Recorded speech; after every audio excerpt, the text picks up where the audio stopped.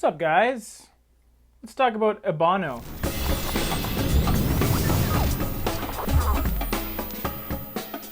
This is one of the newer releases from Acqua Di Parma in the brown bottle ingredient line. They call it the ingredient line because the main ingredient's kind of the name. With some of the more popular ingredient line fragrances, leather and oud, Ebano is one that doesn't get talked about that much, which is why I wanted to review it. Ebano is definitely a more rich, darker variation of the Acqua Di Parma line. The opening on this is one of my favorite in the entire Acqua Di Parma house. It has a honey-like sweetness with some sharp red pepper and of course a dusty ebony wood. It captures you right off the bat with this fantastic first impression. In the middle, when it starts to transition, it becomes a little more earthy with the use of patchouli. Still a very unique composition and very masculine as well. But when the fragrance has dried down and it's been on your skin for quite a while, it does become a little softer, a little more boring and generic, you could say. And my impression is a soft, creamy, woody barbershop style of dry down.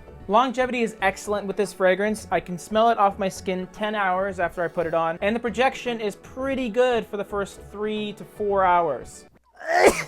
Why I love this. This has one of my favorite woody openings in my entire collection. The use of sweet honey and red pepper and ebony wood, it's just fantastic. Ebony wood is a great transition wood because it has some of the dry, dusty quality that a cedar wood might have, but it has the dark richness that oud might have. So it's kind of in the middle with its dark, dusty, mysterious-like quality to it. Why I don't like this one?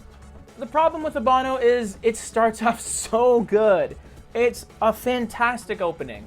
The mid is pretty nice as well, but then in the dry down, you kind of lose that magical spark that it gave you with its red pepper and its use of ebony and of course the sweet honey. The honey does continue on, but it becomes a slightly creamy, aromatic barbershop style of dry down that is a bit boring, to be honest. Should you buy this? Yeah. Overall, even with its hashtag boring dry down, Ebano is a great fragrance. With the opening and mid as awesome as it is and as masculine as it is, I could easily see this being a signature scent for an executive, for a higher level, more dominant male. And even with its boring dry down, I don't have a problem with its barbershop-like quality. Sure, it's generic, but it's still fresh and still extremely pleasant. In fact, I almost prefer that it ends up that way because the opening, as nice as it is, can be a bit challenging. So you don't want to live with that for an entire 10 to 12 hour period. You want to have that bit of excitement for the first couple hours, but then the rest of the fragrance, maybe you want to live with something that's a little more reasonable.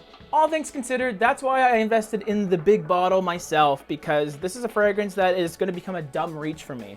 I love it. But I love it. I love it. Me. Because this is my channel, my opinion. You can get your own.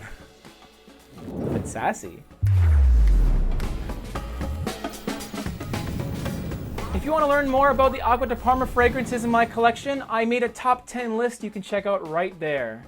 And there's some other content that you can check out too.